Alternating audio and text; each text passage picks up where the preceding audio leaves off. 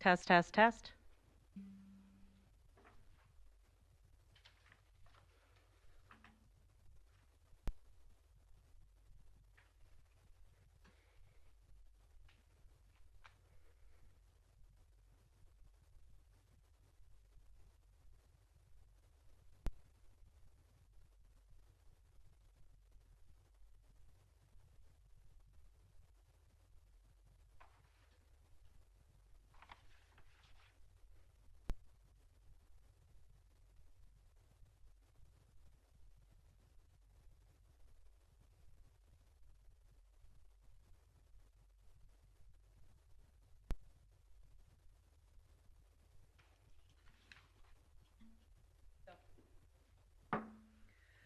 Good evening, everyone, and welcome to the Stearns County Board of Adjustment public hearing for Thursday, January 11th, 2024. Please stand for the Pledge of Allegiance. I pledge allegiance to the flag of the United States of America and to the republic for which it stands, one nation under God, indivisible, with liberty and justice for all. Thank you. I have a couple of announcements to make. If you are in possession of a cell phone or some other type of electronic or paging device, I ask that you put it on silent mode at this time. Also, please note that all testimony is being tape recorded for the record. If you are going to speak, you will be asked to state your name and address for the record first, and then go ahead with your input after you've been recognized by the chair. Members of the Board of Adjustment are appointed by the County Board of Commissioners with one member from each of the 5 commissioner districts, one member at large, and one member appointed from the Planning Commission. Should I do the members first before we go into the rules? Okay. So roll call of members. Jill DeLong is myself for District 1, and I'm here. Jason Wienerman. Planning Commission Representative, District 1, here as well. Bonnie Mossman. Here. Dan Ray looks as at large, and he's not here tonight. Rob Schweigel. Here. Amy Sherping. Here. And then George Fiedler is also not here tonight. Okay. I'm going to give a brief overview of our proceedings this evening. Number 1, I'll read the variance request and open the public hearing. While I'm reading your request, I would ask that the applicant or their representatives come forward and have a seat in front of the board by the microphone. The applicant and/or representatives will be asked to state their name and address for the record. Environmental Services staff will provide a brief overview of the requested variance, the staff report, and if any correspondence has been received regarding the request. The applicant and/or representatives will then provide any input, corrections, concerns, comments, etc. Once the applicant and representatives have provided their testimony, the board will discuss the request and ask questions of staff or the applicant. Upon completion of our questions, I will ask if there is anyone in the audience wishing to speak to this request. If there is, I would ask that person to come up to the podium, state their name and address for the record, and give their testimony. When all testimony is complete, I will ask the board members for a motion to close the public hearing. Once the motion is passed to close the public hearing, there will be no further input from the audience, from the applicant, or from staff unless recognized by the chair or if one of the board members wants some type of clarification. The board will review and discuss the findings of fact. The findings are a series of questions that the board is required to answer based on Minnesota statute and the requirements of the ordinance. Based upon the answers to those questions, the board will either grant or deny the variance request. All questions must be answered in the affirmative by the board. Once the findings are complete, there will be a motion to approve or deny the request based upon those findings. Okay, so the agenda for tonight are the election of officers and the oaths of office and code of ethics for committee members. Do we have a thing for the oaths of office?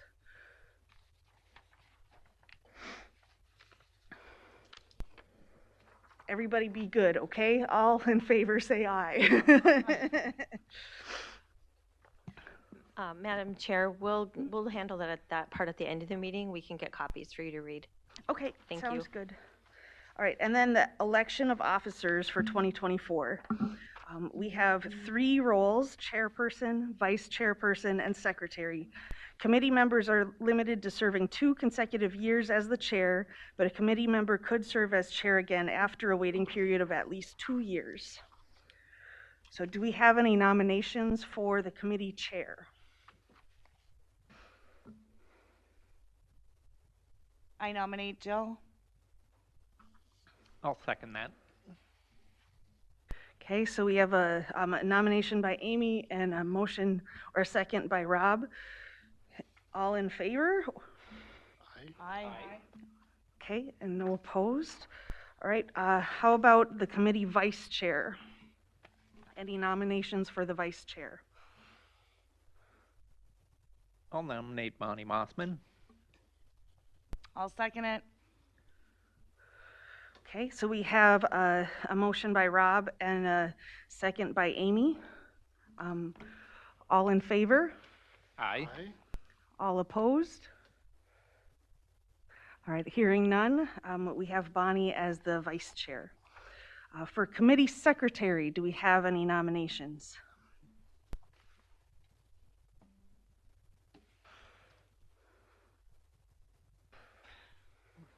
Madam Chair, I'll do it again.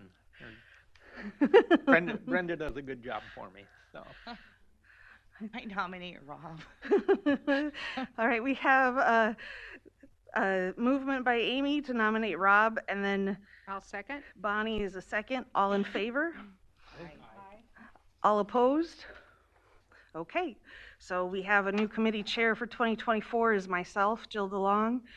The committee vice chair will be Bonnie Mossman, and the committee secretary will be Rob Schweigel. Okay. That was easy. That should be that one. All right. Now, our first agenda item. Agenda item number 1. A request from Ronald and Jenny Hemish, Melrose, Minnesota, from Section 10.2.11a of the Stearns County Land Use and Zoning Ordinance number 439 to leave as constructed a 40-foot by 60-foot agricultural accessory structure that is less than 100 feet from a river classified as agricultural, and to construct a 40-foot by 60-foot addition to an agricultural accessory structure that is less than 100 feet from a river classified as agricultural. Said ordinance does not allow structures to be constructed less than 100 feet from the ordinary high water level of a river classified as agricultural. Affected property is the southeast quarter of the northwest quarter and the southwest quarter of the northeast quarter. Section 13, T124N, R33 West, Spring Hill Township. Property address 29687, County Road 12, Melrose, Minnesota. Okay, and are you the applicant? Yes, I am. Could you please state your name and address for the record and just be sure the little green light's on? So for the record, I'm Ronald Hemish, address 29687, County Road 12, Melrose, Minnesota. Thank you. So a site visit roll call. Amy? Yes, and had a conversation with. Jason? Yes, and met Mr. Hemish on the site as well. Okay, I was not able to make a visit. Bonnie? Yes. And Rob? Yes. Okay, thank you. And a staff report, please. Thank you, Madam Chair. Some background on the application. The applicants own 80 acres in Section 13 of Spring Hill Township along an agricultural segment of the Sauk River. The property is in the A80 zoning district. The applicants purchased the property on a contract for deed in June of 1997. The Sauk River between Getchell Creek and State Highway 23 is on the impaired waters list for mercury in fish and E. coli. The existing 40 by 60 accessory structure was built in 1984 by the previous owner. No permits are on file for the structure. The unpermitted accessory structure was identified as one in a series of multiple complaints received by the department along the Sauk River. Spring Hill Township, the Minnesota Department of Natural Resources, and property owners within 500 feet have been notified of this request. Alternatives or recommendations, grant or deny the variance request based on the findings of fact. And we do have 2 findings for these requests. Thank you. Okay, thank you.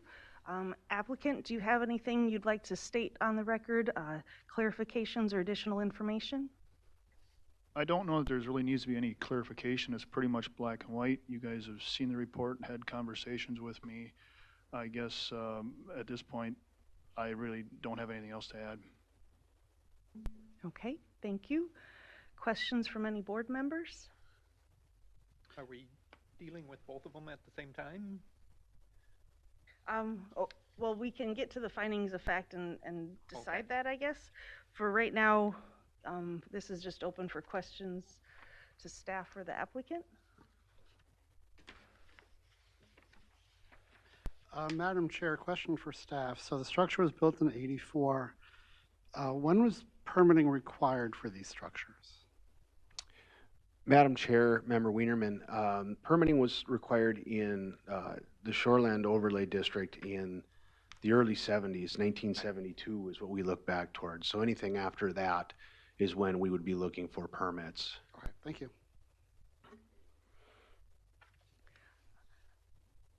A question for the applicant. What kind of items are stored in this building? Is it livestock or other kinds of items? Agricultural machinery. And so it looks like the addition that you're adding onto it, the closest point is 91 feet from the water. I understand, it makes sense to make the building line flow, but are there any other hardships that would make it that having it moved 9 feet this way, that wouldn't make that possible? So yes, there are a couple of things that would kind of be in the way. There's an existing well, which is north of the proposed addition, and there's a water line that would run from that well up to my house. And if we move further east, we could be building on top of that water line, which probably wouldn't be recommended. I mean, it can be done. It's probably done often, but you try not to get yourself into those kinds of situations where you could, if you ever have to go back and get that water line for some reason, you don't want to have a building sitting on top of it. Question for applicant, are there any power sources buried or your main on the property where your power comes into? Yeah, so there is power to the existing building, and again, moving the structure from where we proposed could interfere with the existing underground or buried power and utility wires coming to the existing building. So we did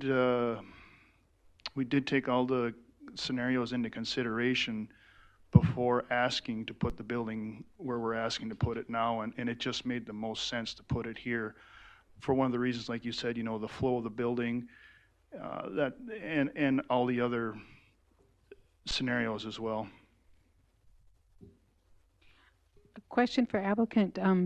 Did you do a calculation as to how much fill would need to be hauled in for this new structure? Because it's quite a steep slope there, even from where the current building is. Just looking at it, I know there'd be no way you could put that building there without adding fill. So yes, we've done a calculation, and what we're proposing is not to have the new floor level at the existing floor level. We're going to go down another 4 feet, so our soil disturbance will be minimal. We are looking for a higher ceiling, because as our equipment gets bigger and taller, the existing building we're scraping the doors already. So that is one of the other advantages to putting the building there is we're gonna have a higher ceiling. Okay, thank you. But will the roof match? Yes, the roof will match. It'll be a straight roof line, yes. But there's about, right now, if you would happen to look on the north end of that building, there is a 4-foot cement wall that is retaining the building right now, and we're just gonna go from that 4-foot cement wall and just continue on level.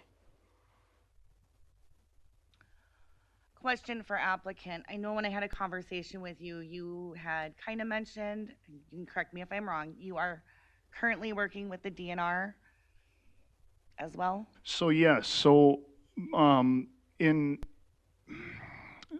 so if I can kind of tell the story a little bit, we moved here in '97, and from that time till maybe 5 years ago, we were noticing the river intruding or moving closer to us, and so at that time I got in contact with Nikki Blake Bradley at the DNR and asked her, what can I do to stop and basically the bank erosion as the river is continuing to impede on us. And she has given me instructions as to what the DNR would allow me to do to stop the intrusion of right now, because I feel it's moved at least 10 feet since I've moved there. Staff tells me it's moved 10 feet since the buildings were built. Negotiable, but bottom line, it's moving, and so we've done what we can do under the DNR's guidance to stop the river from moving in any closer.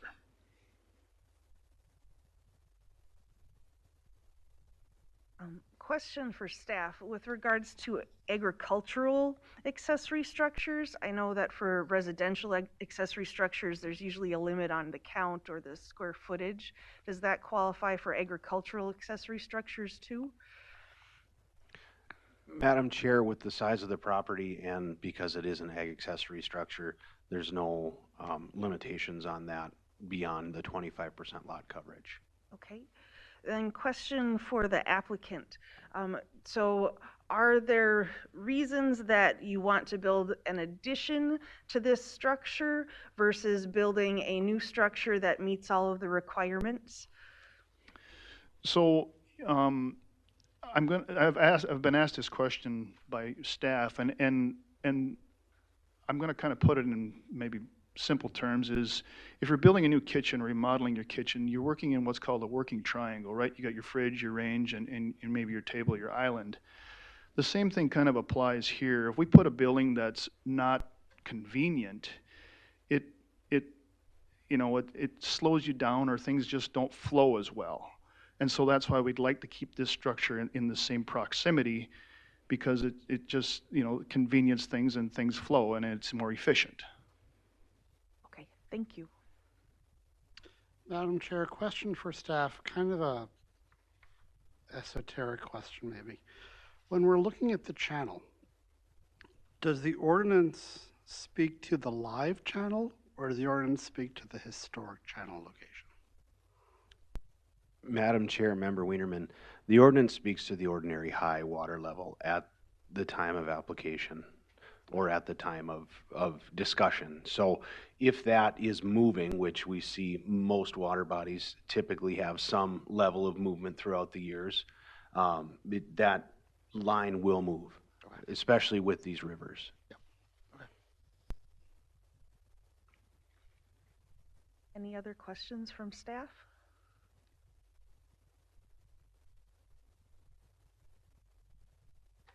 Is there anyone in the audience wishing to speak to this request?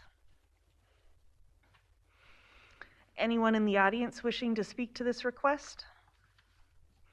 And anyone in the audience wishing to speak to this request? Hearing none, I'm open for a motion to close the public hearing. So moved. All right, I have a movement. Do I have a second? Second? I have a movement by Bonnie and a second by Jason. All in favor of closing the public hearing? Aye. All opposed? All right. So we have now closed the public hearing. So Rob, you had a question about the findings of fact? If we were going to treat the building separate, Okay, it looks like I've got two. So one is the after the fact for the unpermitted existing building, and one is the findings of fact for adding on the addition. Okay, does anybody have a preference which one to go first with? Otherwise, I'll choose the after the fact. I think that makes sense, because if we would deny that, the other one would be redundant. Okay, that makes sense. All right, so with the after the fact findings, we want to also consider the additional factors such as, did the applicant act in good faith and attempt to comply with the ordinance? Did the applicant make a substantial investment? Is the construction completed? Are there similar structures in the area? And are the county's benefits outweighed by the applicant's burden if the applicant were required to comply with the ordinance? Question number 1. Is the proposed use allowed in the zoning district in which the subject property is located? Yes or no? Madam Chair, yes, structures are allowed in the Ag 80. Okay, I have a yes from Amy. Rob? Yes. Bonnie? Yes. Jason? Yes. And I'm a yes. Number 2, is the variance in harmony with the general purposes and intent of the official control?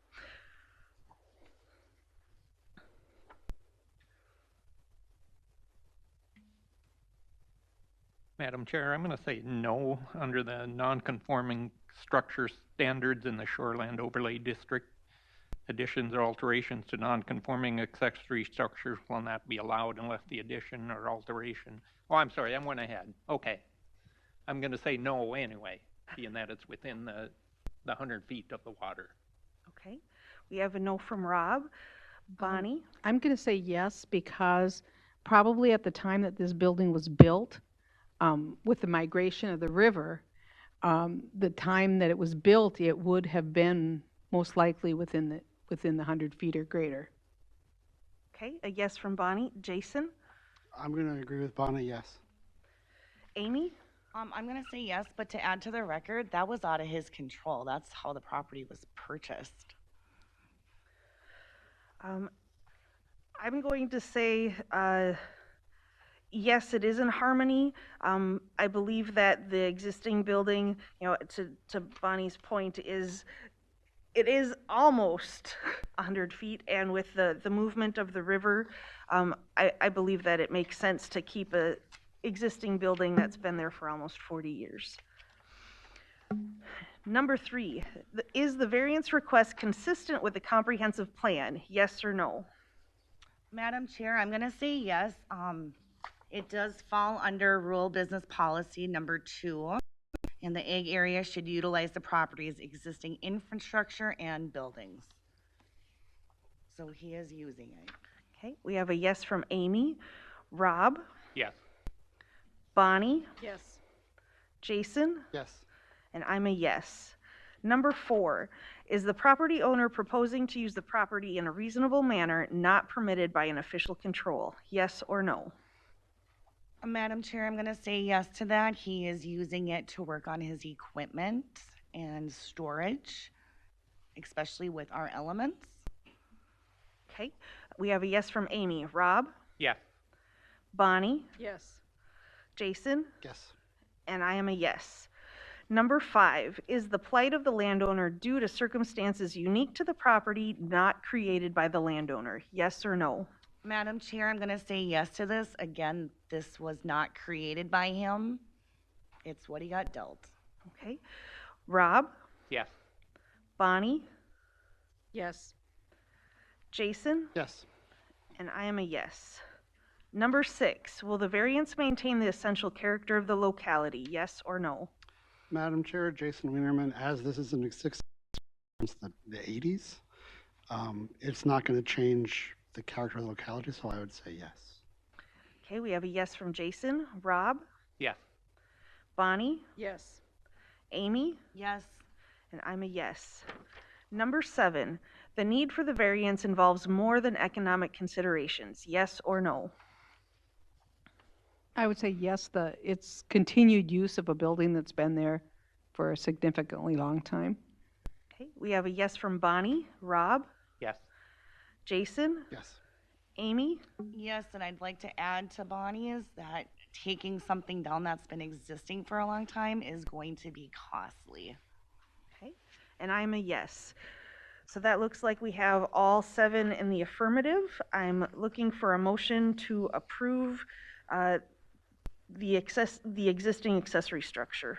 Madam Chair, I'll make a motion to approve the after effect. Okay, I have a motion from Amy. Do I have a second? I'll second it. And a second from Rob. Bonnie? Yes. Jason? Yes. And I am a yes. So that has been approved.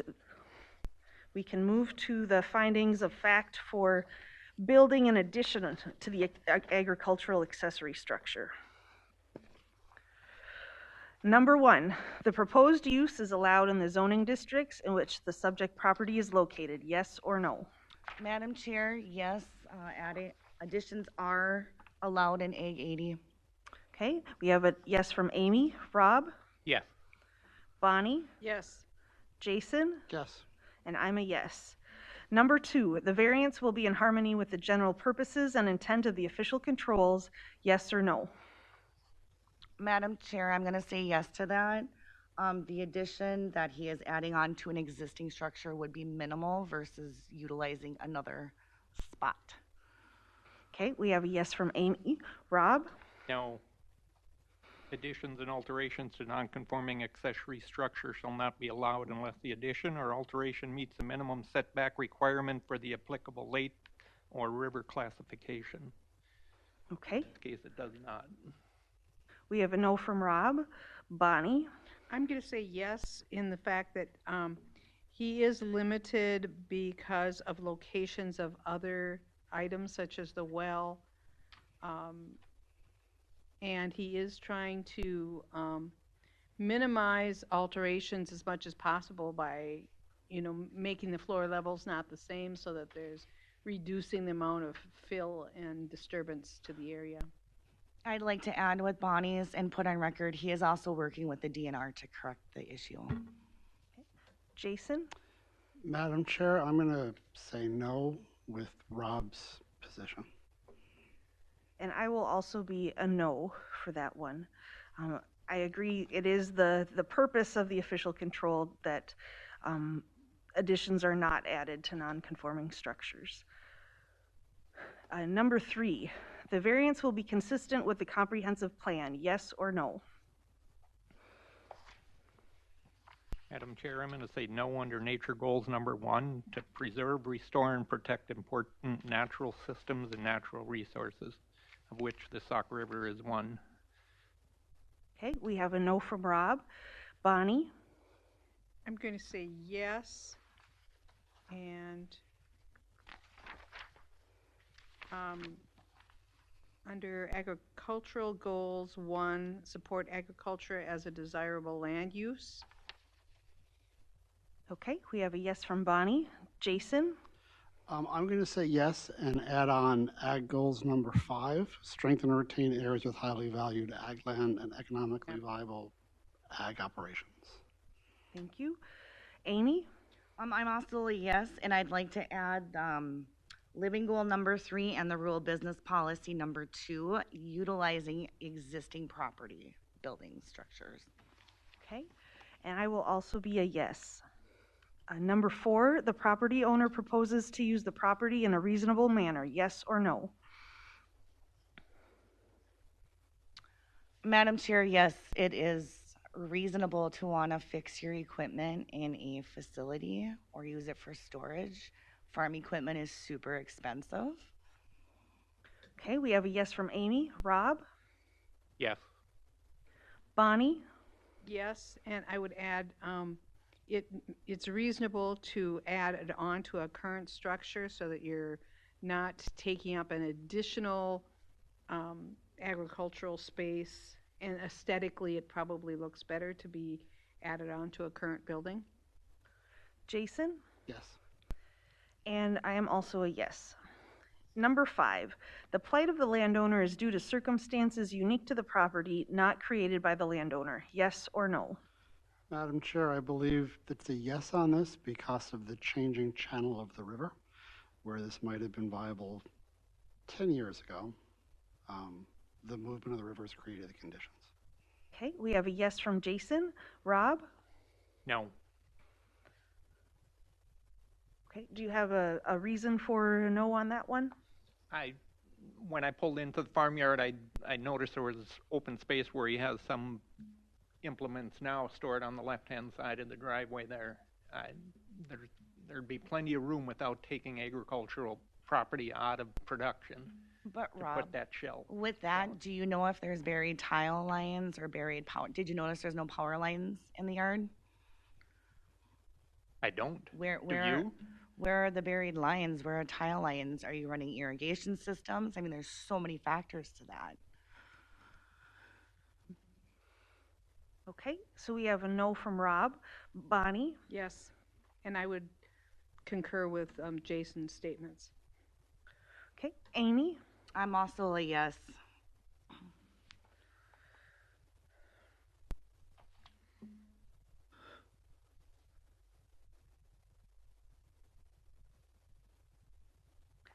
I will be a yes on this one. Because I think that although the landowner does own a good amount of land, so they could build another structure, but if it makes sense to add on to an existing one, especially for the way that he uses his property and the working triangle, it makes sense that it's unique to the property. To me, anyway. Number 6, the variance, if granted, maintains the essential character of the locality. Yes or no? Madam Chair, that's a yes. Adding the addition is not really going to alter the property, and he is using an existing building establishment. Okay, that's a yes from Amy. Rob? Yes. Bonnie? Yes. Jason? Yes. And I'm a yes. Number 7, the need for the variance involves more than economic considerations. Yes or no? Madam Chair, yes, economics weren't discussed. However, the addition is less costly than having to pick a new spot to build a structure. Okay, we have a yes from Amy. Rob? Yes. Bonnie? Yes. Jason? Yes. And I'm a yes. So we have a no for number 2 and a yes for the others. So I'm looking for a motion to deny this request. Madam Chair, I'll make a motion to deny. Okay, Rob's moved. I'm looking for a second. Jason Wienerman, second. Okay, we have a second from Jason. Bonnie? No. Amy? No. And I'm a yes. So it does pass that we are denying the second request. So thank you very much for your time. You can work with staff during normal business hours if you have any questions. Madam Chair, before we leave that, one question just for clarification, maybe for the applicant. So they have, the site as listed was 91 feet from the shoreline. If they build the addition 9 feet back, then it qualifies. The corner does. Madam Chair, Member Wienerman, any addition onto that existing structure would be an expansion of a non-conforming structure, so it would require a variance. It would have to be detached from that shed and meeting the river setback to be able to be built without a variance. Okay, thank you for the clarification. Okay, thank you. Moving on to agenda item number 2.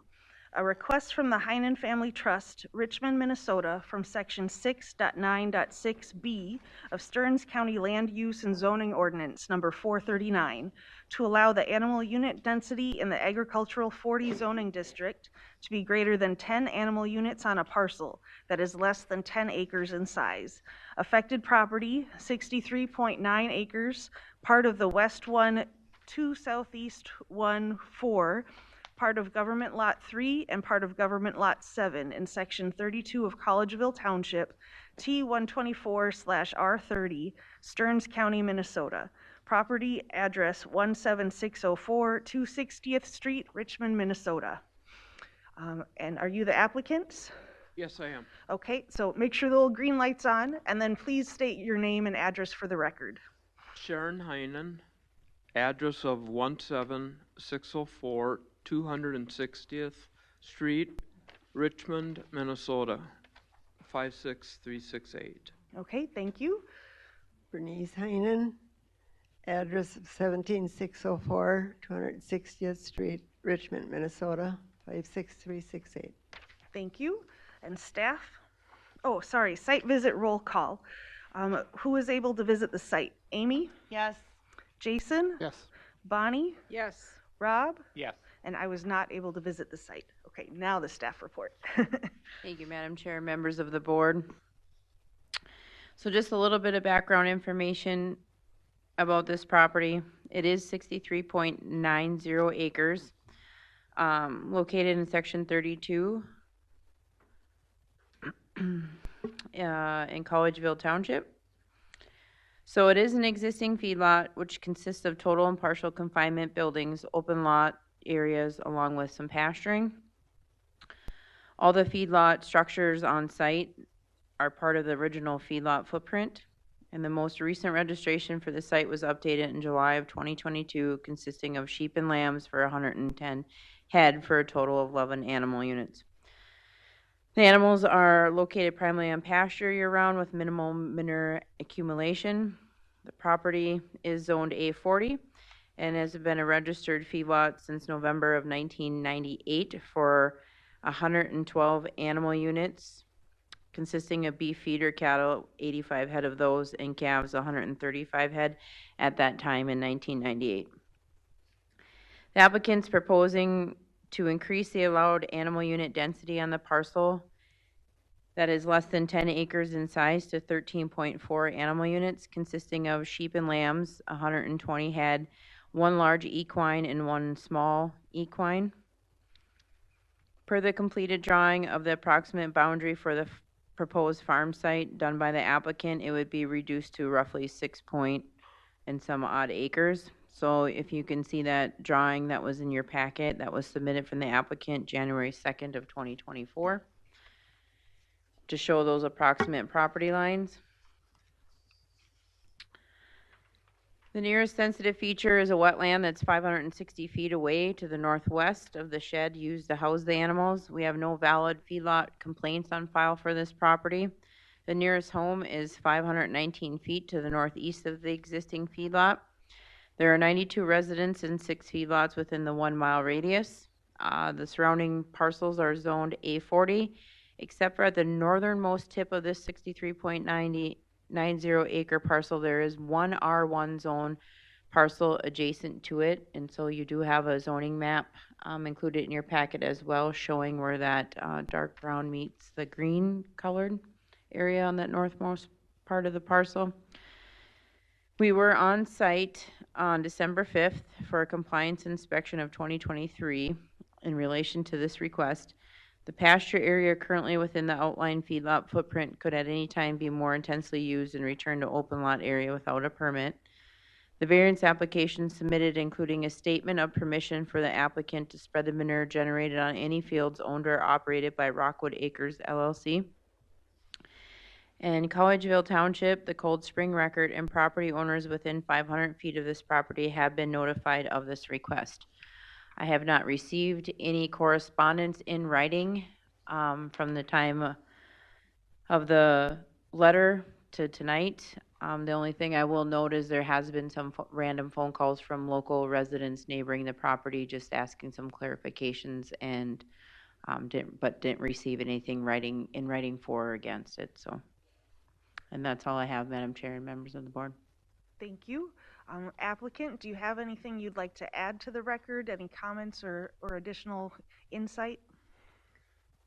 Just that the sheep, for the most part, I'm gonna have somewhere between 30 and probably 38 ewes.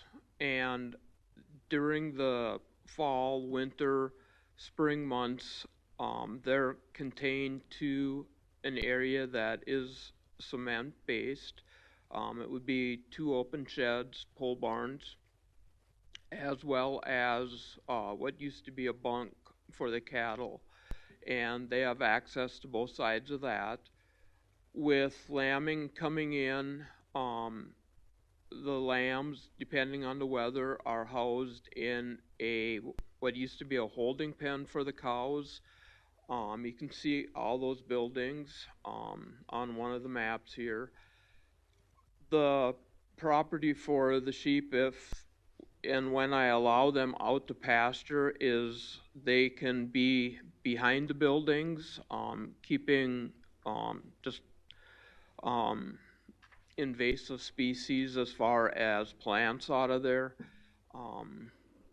They're also in the pasture. The pasture, the red line is actually incorrect. It's the black line that would go behind like the trees and the sheds. And then there's a storage shed to the west of the line. So they do have quite a bit of pasture area that they can also utilize. And the lambs are not there real long. If I can get them up to 60 to 70 pounds, they're out of there. And so for the most part, like I said, I only have between 30 and 36 ewes, plus the buck, and then the 2 guardian donkeys. Thank you. Any questions from the board members? I have a question, Sharon, for you. The lambs that you do, so do you sell them for butcher? Do you graze them on a contract? Do you sell them for 4-H? So they're not there all year round, correct? Correct. They are sold as feeder lambs. Feeder lambs, okay. That's why we try to get them up to that 50 to 60 pounds as quickly as possible. Yep, so usually in the fall you get rid of them? Yes. And then how many do you keep back usually? With the lambs, it depends on how many ewes I've lost.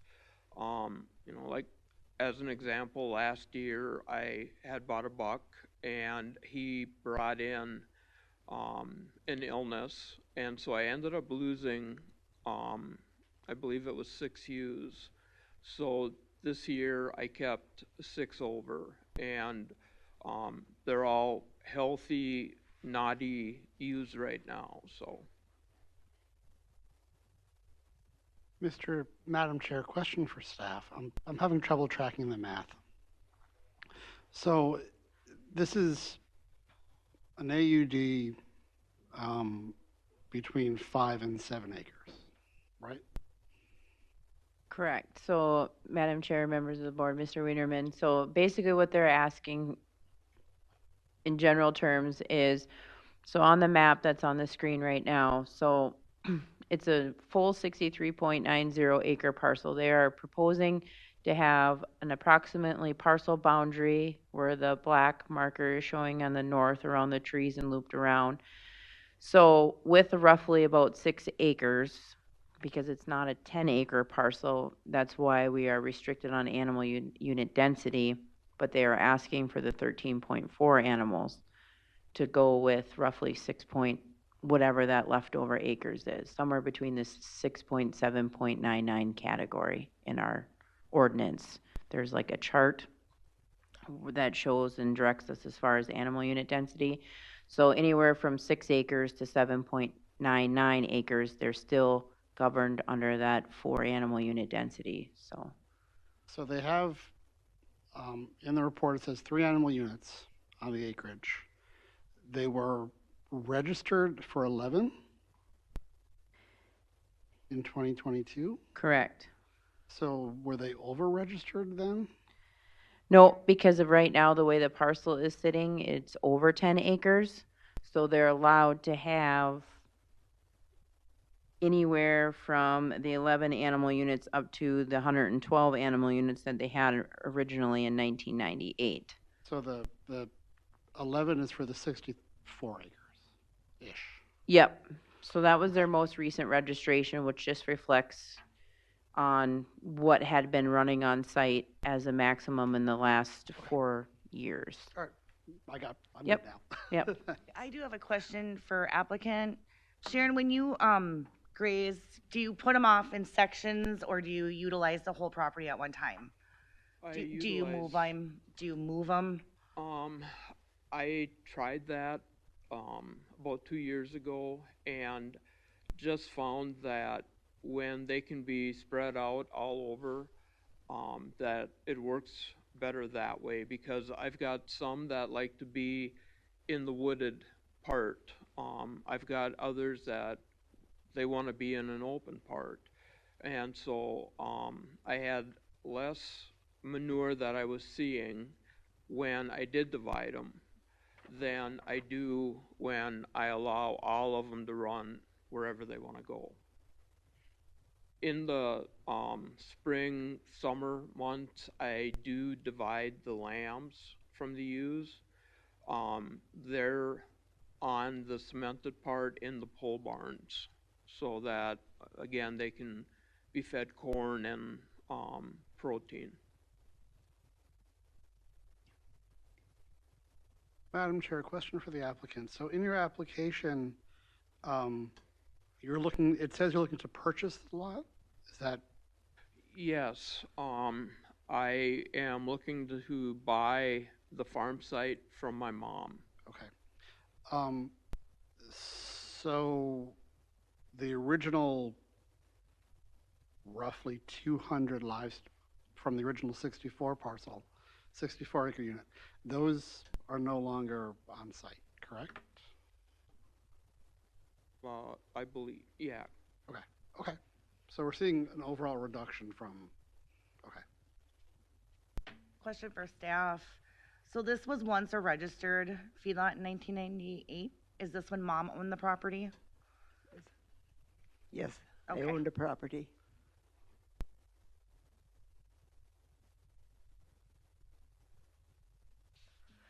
Question for staff on my side is, so one of our main questions is the general purposes and intent of the official controls. So I'd like to be corrected if I'm wrong, where my understanding of having this limit on animal unit density is to prevent having lots of small farms close to each other that are full of animals. Does that sound right? Becky can chime in too, after me, but I think some of the purpose with the animal unit density and parcel size was the land available to handle the manure that would be produced on site. So as you can see, the applicant had submitted additional information regarding that with their application, so. Is that, yep, okay. And we do have in the packet that a letter from someone who says that they are accepting the manure. Okay. Any other questions from board members? Madam Chair, just for clarification point for the staff. So if the board approves the variance, does that go with the property for as long as the feedlot is registered? Madam Chair, members of the board, Mr. Wienerman, yes, so you would be granting the variance to the land, not specifically to the landowner. So if you were to grant this variance tonight and whatever parcel boundary to the north here is shaped, then once that is split, that variance then would travel with that building site with the acres attached to it. And then, so the applicants listed lambs. When we're talking about animal units, it's not necessarily going, it doesn't have to stay lambs. If they want to ship, if the future landowner wants to do cows or chickens, they can Correct. change the species. Yep, Madam Chair, members of the board, Mr. Wienerman, yes, if you're granting specifically what they're requesting for animal units, they could swap those out for cattle, which would be, you know, one animal unit for one full-size cow. But you guys as a board do have the ability when it comes to conditions, if that's something that you wanted to discuss or add in. But with the calculation of animal units, it's not heads. It's not like chicken heads is 30 and cow heads is 30. It does scale up based off of the size of the animal and probably other stuff too.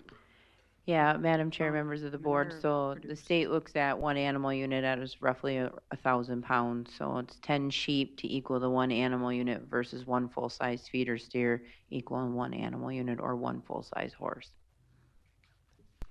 So question for staff, if this is tied to manure management, so we have a letter saying this person will accept their manure, but we don't have any kind of legal binding requirement. If we were to approve this and say, for some reason that manure handling situation failed and the manure started piling up, would that be caught? Would that be handled? Or is that what we're kind of deciding here is if that's even allowed?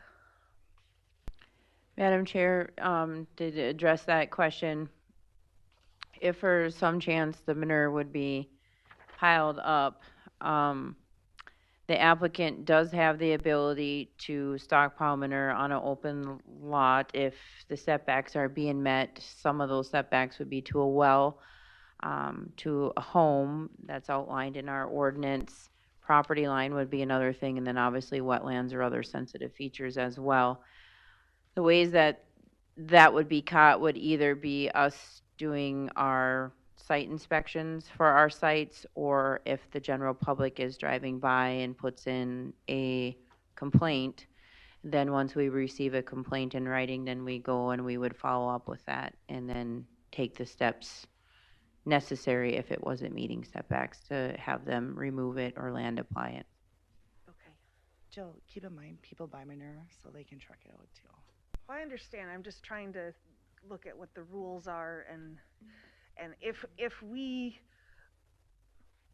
break or bend this rule, are there other things that are dependent on it that we might be impacting?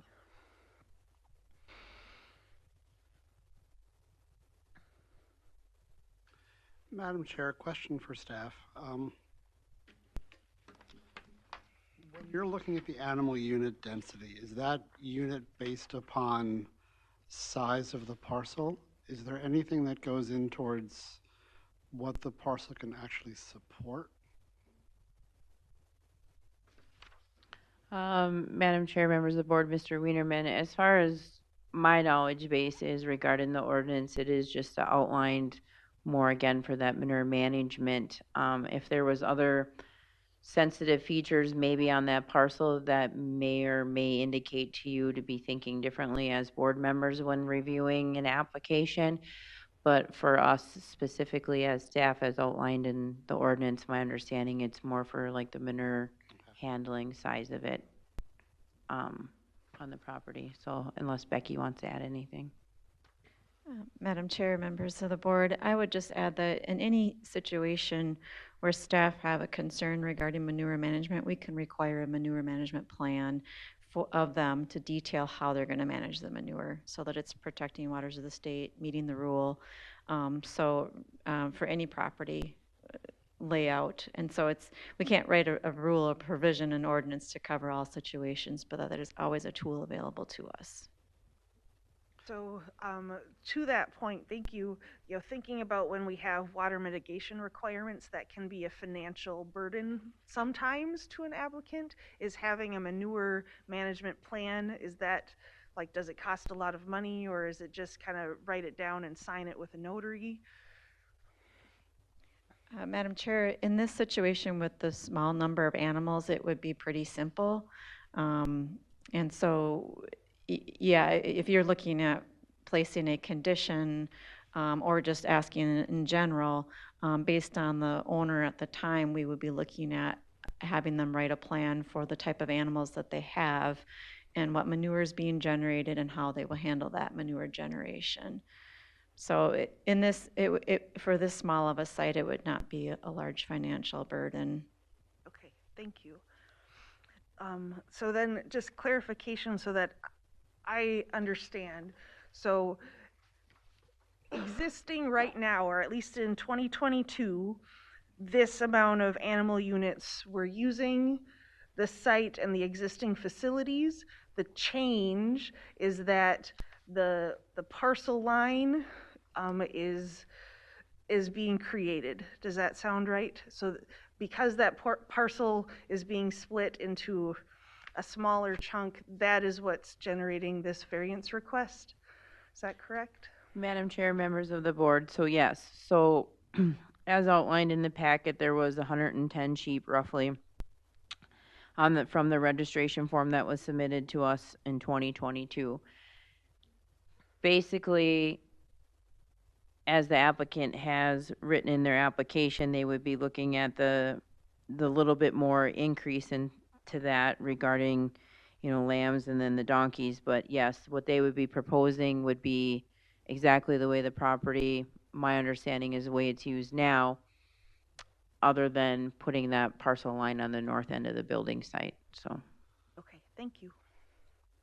So, Madam Chair, just Bethany mentioned this earlier. I think sheep and lambs, they're fairly light, so their impact to the site, and you're not going to have 120 out there all year long, so it's just going to be intermittent throughout the year.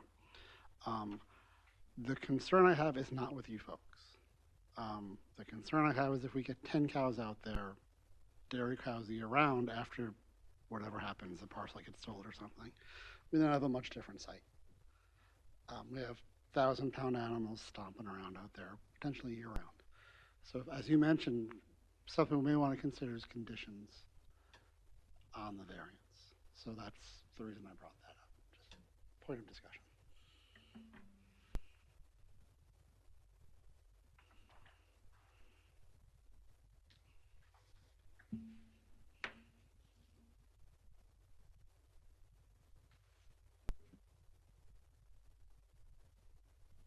It does look like, according to the background here, that possibly the existing facilities did hold 85 beef feeder cattle and 135 calves at one time. So the existing facilities in 1998 was able to sustain that level of livestock, keeping in mind too that it is no longer the 63 acres. But if they're feeder cows, they don't stick around all year. They feed them and they get rid of them, so they wouldn't even be there year round. The amount of manure you're talking about would be nothing. Okay. And you have no problems getting rid of that. Sorry. Okay, any other questions from staff? Or staff from board members? No? Okay. Is there anyone in the audience who'd like to speak to this request? Okay, please step up to the podium, make sure the green light is on, and then state your name and address for the record, please. Dave Dingman, 26414 Tricia Terrace Road, Richmond. Thank you, Chair and Board, for allowing me to speak. I would be in favor of granting this. Sharon's animal husbandry skills are phenomenal. She got that from her parents. You got to look at the farm appearance. It's very well kept up. The diversity, I think this fits the parcel very well. It's, there's some, wasteland there. I shouldn't say wasteland, but, land that cannot be used for anything else. It's perfect for grazing. And then when it comes to the manure, I am a member of Rockwood Acres, and in some respects it's kind of funny, how the county, made us write the letter so she can haul manure on her own land. It just, I know why the rule's in effect, and I respect it, but they own quite a bit of land, and if, for some reason Rockwood would say, no, you can't haul manure, they can overrule us and say it's our land, we're going to haul it, so it's really not an issue. in my mind. And the last thing, probably the most important thing, is when my grandkids come over, they just love to go over and look at the sheep and lambs. So I just, and Sharon and Bernice are real good about, letting people look at it and, and enjoying what she's got going there. And I just love to see, beef cattle with calves at their sides or sheep with lambs at their side. It's just, I don't know, it's just nice to see. So with that, I guess I don't have anything else really to say. So again, thank you, Chair and Board, for letting me speak. Thank you. Would anybody else like to speak to this variance request? Madam Chair, just one more question for the staff. If we were to add a condition, when would we do that? Is that done before the findings of the fact, or is that done after that?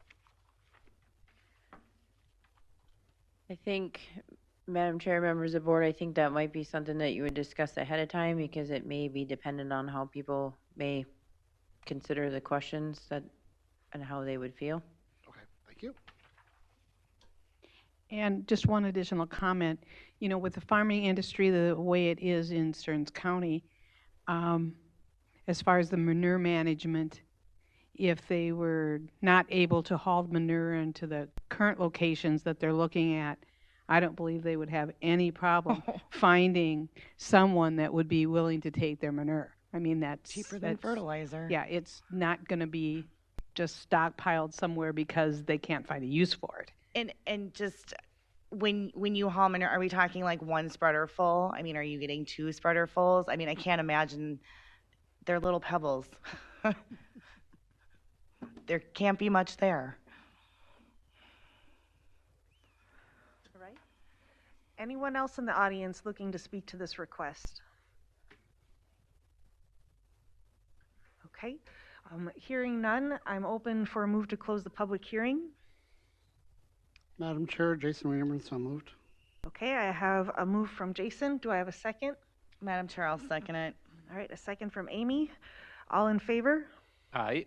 All opposed? Okay, so the public hearing is now closed. So Jason, did you have ideas or suggestions for having some kind of condition? So yeah, for board consideration.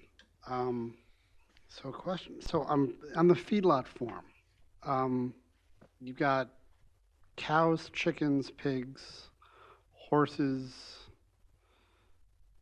cows, and what else? Madam Chair, members of the board, Mr. Wienerman, there's a pretty good sized laundry list of animals on there. I mean, mink are on there, chickens, turkeys, geese, ducks, alpacas, miniature horses. They have the miniature donkeys on there. Dairy cattle, beef cattle, hogs, sheep, goats. They got 2 different sizes of goats listed on there off the top of my head. And there's probably some other ones that I'm missing as well, but it's I think one of your board members is passing it down, so. I knew I had it. So I'm wondering, can we add a condition on here that this 13.4 applies to the 120 goats, and then anything over 500, with the exclusion of the 2 equine units, would be a lesser number? Anything over 500 pounds? Anything over 500 pounds? Would be a lesser number. So if somebody, the way they're doing it now, they've got the 120 sheep and lambs. Yep. And they've got the 2 donkeys. Yep. If a future landowner comes in and wants 13 cows, yep, can we reduce the number, the animal units of cows allowable to a lesser number? Madam Chair, members of the board, Mr. Wienerman, you would have to, for a condition as such, you would have to be either saying, you know, granting the 13.4 animal units consisting of no more than 2 head of full-size cattle, or however you would want to get creative to, if you wanted to allow them to swap, if something were to happen to one of the equines, let's say the large equine, which is 1 head at 1 animal unit, if you wanted to allow them to swap that out for 1 cow down the road, but still not get 13 head of cattle, then you would just have to get creative in your conditions saying no more than 2 animal units worth of cattle, no matter what size they are, as a possible condition. Madam Chair, if I could make a suggestion here too, the proposed parcel size would be 6 point something, so less than 7 acres. The ordinance allows 3 animal units. Another possible condition could be if there's more than 3 animal units of livestock that are over a certain weight, or you could tie it to the amount of, if they're non-pastured. That might be a way of wording the condition.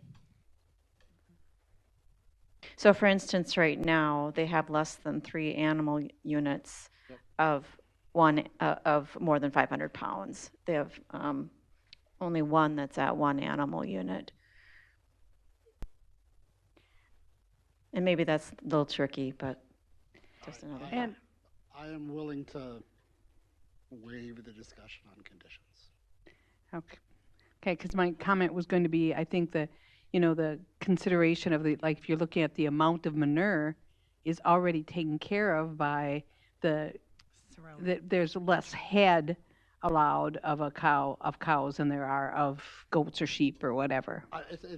Actually, I'm more concerned about the weight of the animal impacting the vegetation. So if you put 120 sheep and cows out there, they're not going to do a whole lot of trampling. If you put 13 cows out there on 6 acres, or 13 horses, somebody buys a hobby farm like, hey, I have 13 horses. That can do some significant damage to the site very quickly. That's the concern. But I don't think we have control over that. What can I do to the site? I just want to say, he did say he Yeah. wanted to waive this condition discussion, so just so that we can get back on track, if that's Yeah. okay. All right. So going to the findings of the fact. Number 1, the proposed use is allowed in the zoning districts in which the subject property is located, yes or no? Madam Chair, yes, feedlots are allowed in A40. Okay, we have a yes from Amy. Rob? Yes. Bonnie? Yes. Jason? Yes. And I am a yes. Number 2, the variance will be in harmony with the general purposes and intent of the official controls and any related ordinances, yes or no?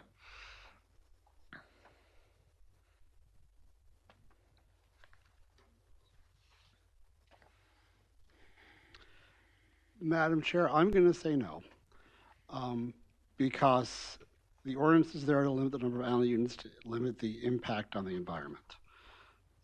So that is why I'm voting no in terms of the variance. Jason, can you clarify what you feel is an impact to the environment by sheep? No, it's not. I have no concern over sheep.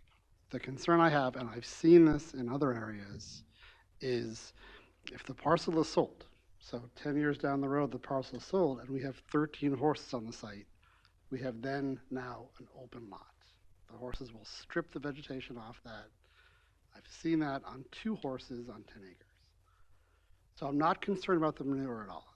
That's not what I'm worried about. I'm worried about the vegetation on the site, turning it into a dusty, bare patch, horse pasture. You understand that that's pasture, it's used for grazing, so the vegetation is gonna come back every year. And when a horse does its duty, it replants. No, but I mean, yes, that is the theory. But if we put 13 horses on 6 acres and they're there year round, and somebody brings in hay because they don't understand that you can't have 13 horses on 6 acres because they're from Minneapolis, St. Paul, and thinking they have a little slice of heaven. The chances of that are pretty odd, I feel. And my thought on that is that regardless of a feedlot permit, someone could come in and decide, I want to plow that up. And so that would be the same effect. I respect your opinion. And usually if you have horses and they're usually in a corral that is sand because of the hooves on their feet, and then they let them out to pasture. So I don't think that it's going to be an impact like you think it is. Okay. Okay. There's 4 other members here. Okay, we have a no from Jason. Rob? Yes. Bonnie? Yes. Amy? Yes. So because we do have a reason why someone says no, does anyone want to state on the record why they think it is in harmony? I believe it would be in harmony because of, they have a plan for the manure. This property has been used this way in the past, and the same acres are available for manure management as were in the past. Okay. It's not a heavily residential area. No, and she maintains it very well. Those animals are treated very well. Okay, thank you. I will also be a yes. Number 3, the variance will be consistent with the comprehensive plan, yes or no? I would like to say that yes, it will be consistent with the comprehensive plan for multiple reasons. The agricultural goal number 3, 4, and 5, and agricultural use policies number 2, where we want to retain areas with highly valued agricultural land or economically viable animal agricultural operations, strive for and support higher farm profitability and family farm stability, strengthen and retain areas with highly valued agricultural land or economically viable animal agricultural operations. And then number 2 of emphasize the importance of animal agriculture to the county economy by treating it as a priority land use in this area.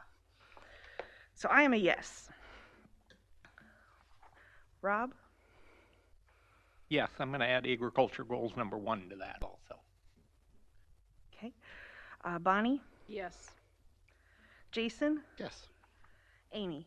Yes, and I'd like to add animal egg policy number 2, follow pollution control consistent with state requirements, which she is doing. Okay, thank you. Number 4, the property owner proposes to use the property in a reasonable manner, yes or no? Madam Chair, I would say yes. The use of goats and sheep on the site is reasonable as per the property owner. Okay, we have a yes from Jason. Rob? Yes. Bonnie? Yes. Amy? Yes. And I will be a yes. Number 5, the plight of the landowner is due to circumstances unique to the property, not created by the landowner, yes or no?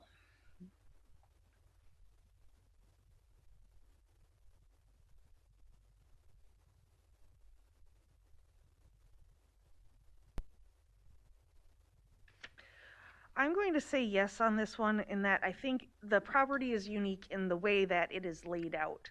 We could see from the overhead photograph how much of it is tillable, is currently tilled, and so the reason why they're making the parcel size the size that it is to help retain that tillable land where it is, and also use the existing animal buildings that are there. So to me, I think it is unique to the property just because of how that's all laid out and currently used.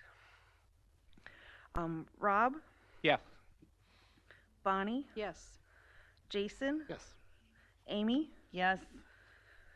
Number 6, the variance, if granted, maintains the essential character of the locality, yes or no?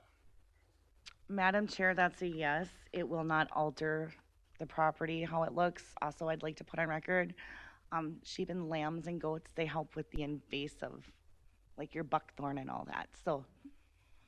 Okay, we have a yes from Amy. Rob? Yes. Bonnie? Yes. Jason? Yes. And I'm a yes. Number 7, the need for the variance involves more than economic considerations, yes or no? Madam Chair, I'm going to say yes to that. I don't think economics were discussed. Okay, a yes from Amy. Rob? Yes. Bonnie? Yes. Jason? Yes. And I'm a yes. So all questions answered in the affirmative. I'm looking for a movement to approve the variance. Madam Chair, I'll make a motion to approve the variance. I have a motion from Amy. Do I have a second? Madam Chair, I'll second it. Okay, I have a second from Rob. Bonnie? Yes. Jason? No. And I am a yes. So it has passed and is approved. So congratulations, your variance has been approved. If you have any questions, please contact staff during normal business hours. Thank you very much. Thank you.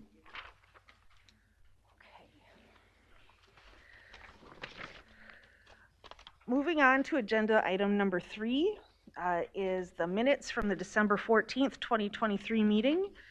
A motion to approve the minutes. Madam Chair, I'll make a motion to approve last month's minutes. I have a motion from Amy. Do I have a second?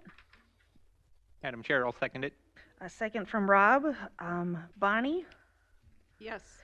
Jason? Abstain? And I will say yes. All right, so the minutes are approved. The last agenda item, number 4, is that our next meeting is February 8th, 2024. Anything else that we want to announce? Or there was the oath of office. Yes, Madam Chair, I'll pass those out, and then we'll just read those together. You could just read them together. February 8th, we also have that training, right? Is that? Shoreline Contractor Workshop? Yeah. Okay, Is that? I trust you. I just closed my laptop, but I'll look it up in a sec.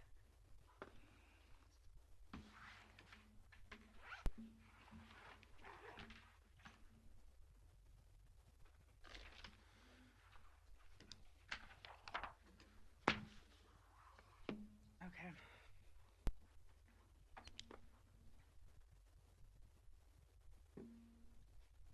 So Madam Chair, basically you can all just read this together. You can start it out by saying aye and then say your name and then just read through it, sign it, and give it back, please. Okay. I, Bonnie Jill or DeLong, solemnly swear that I will support the Constitution of the United States and the Constitution of the State of Minnesota, and that I will faithfully execute and discharge the duties of the Board of Adjustment in the County of Stearns, Minnesota, according to law and to the best of my ability and understanding. Okay. Thank you, Madam Chair. Just one other note, we were informed by county administration that all boards and committees will eventually be getting a county email address. And so just FYI, we'll communicate when that happens or when that will be happening. It's for data practices purposes and other reasons. So just that's coming. And then for your next meeting, there's only one item. Yes.